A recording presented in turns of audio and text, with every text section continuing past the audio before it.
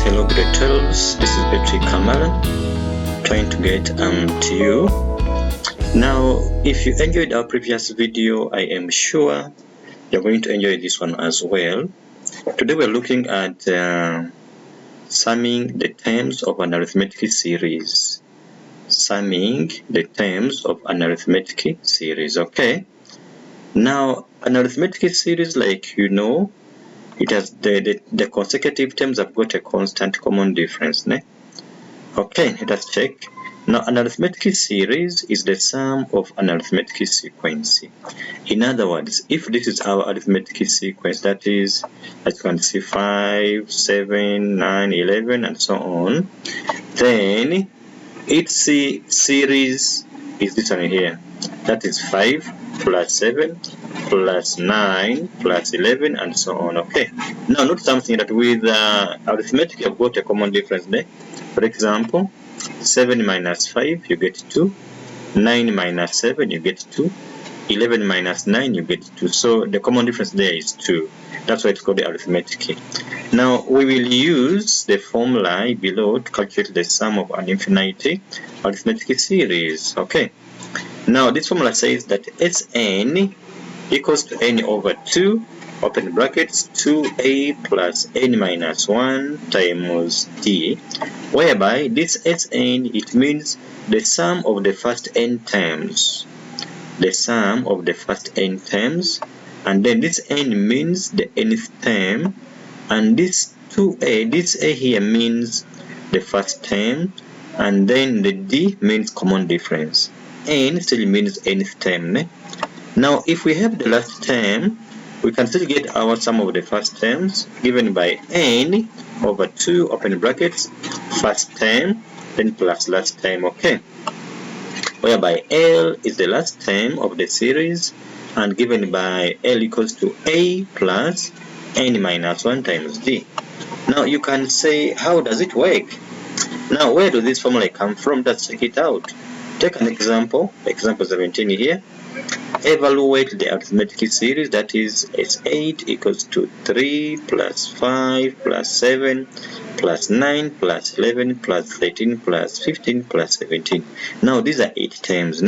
Now let us see the solution.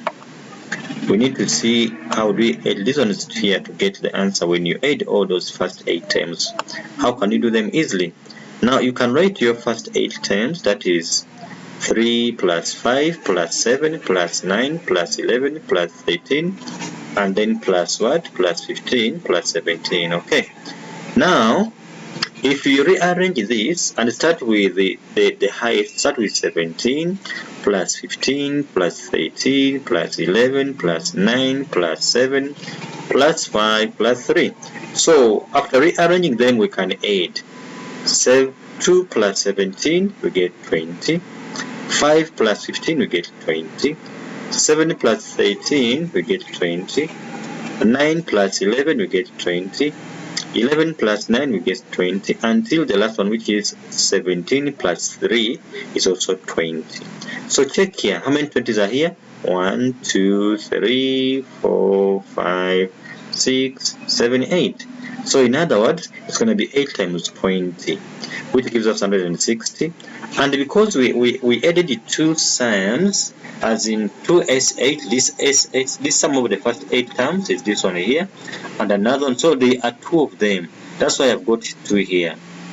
Okay, so this 2 means we've added 2 sums. So to get only the sum for the first 8 terms, we must divide the 160 by 2, which gives us 80. Okay, I hope we are together. Now the above method can be derived the above method can be used to derive the formula for the sum of the first n terms of an arithmetic sequence. Now this is a theorem here. Let us see how we state it. Let us see how we state the theorem. It states that the sum of the first n terms of an arithmetic sequence is given by the formula Sn equals to n over 2 into 2a plus n minus 1 times d. This is the proof here. We are going to say let the first term of an arithmetic series be denoted by a, and let d denote the constant difference. Okay, let us proceed. Now our first n terms, the sum is given by the first term plus the second term, that is a plus d, plus the third term, which is a plus 2d, plus many terms until the third last term, that is a plus n minus 1 times d, then plus the second last term, that is a plus n minus 2 times d, and then plus the last term, that is what? That is a plus n minus 1 times d.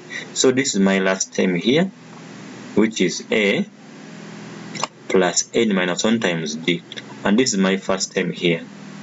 Okay, now like in our previous example, if I rearrange this and I get something like this now I begin with the last term, which was a plus n minus 1 times d.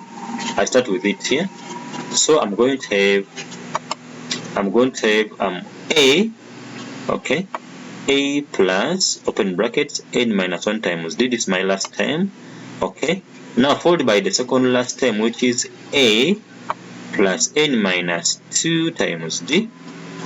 Don't forget here, now this one, remember that is now in the descending order, until the first term, which is a, and the second term, which is a plus d. Now don't forget, our first term here, it was a.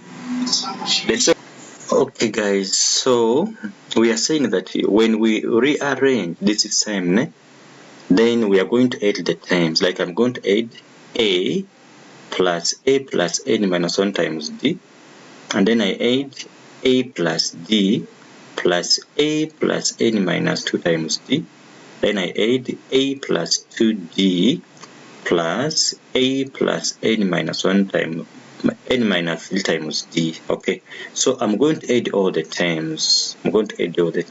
Okay, now when I do so, this is what happens. So this is a plus n minus 1 times d. That's what I did for you here. I don't know if you can see this. So if I add a plus n minus 1 times d, this is what I get. Now a plus a is 2a, okay, and then n minus 1 times d, it remains as it is. So it means my answer is what? It is a plus n minus 1 times d. That's if I add the first and the last term, okay. And then check, if I add the second term here, that is a plus d, then plus a plus n minus 2 times d. Check this out. This is a plus d, which I have here, and then this is now the a plus n minus 2 times d. Okay, now if I open brackets, I'm going to have a plus a, which is that's what you see here. Okay, are we together? And then there is a d here. Now this is d plus, now when I open brackets here, this is d times n, which is nd, and this is d times negative 2, which is minus 2d. That's what you see here. So I've got d plus nd minus 2d. What I do next, I correct like terms. So a plus a, I get 2a, and then this is d minus 2d, it gives me minus d, and then plus nd. So this is the nd minus d, which you see here, and this is the 2a. Are we together? Now the nd minus d, as you can see, it has got a common factor, which is d. Okay, so this is the outside here. So this is 2a, this is 2a plus n minus 1 times d. Now if you take this answer is the same as this answer which you see here. Okay, same as this answer which you see here.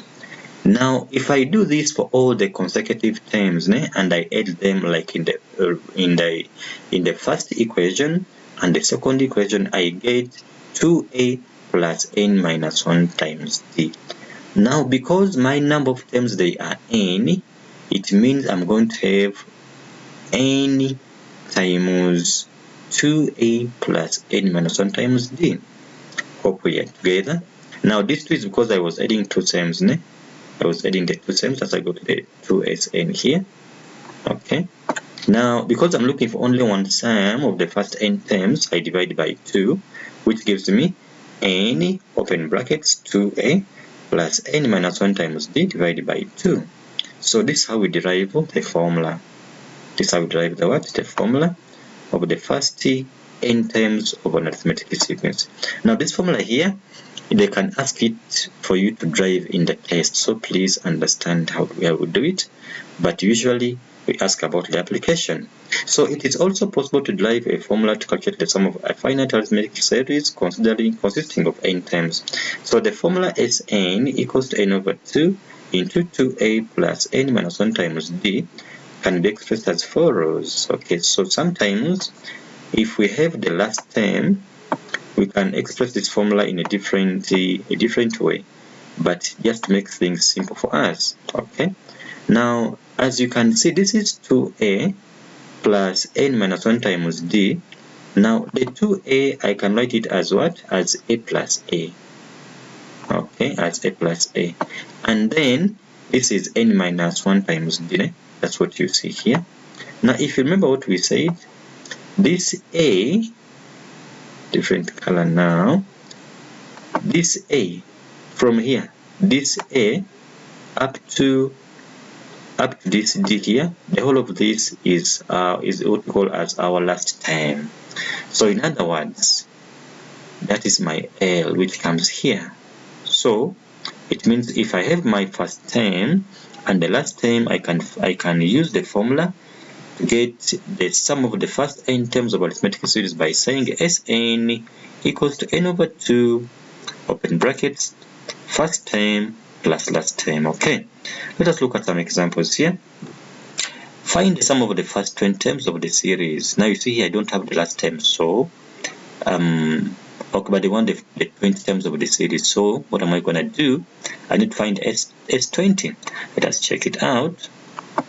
Now because I have the series, that is -1 plus 3 plus 7 and so on. What is 7 minus 3? That is 4. What is 3 minus -1? That's also 4. It means that my common difference is 4.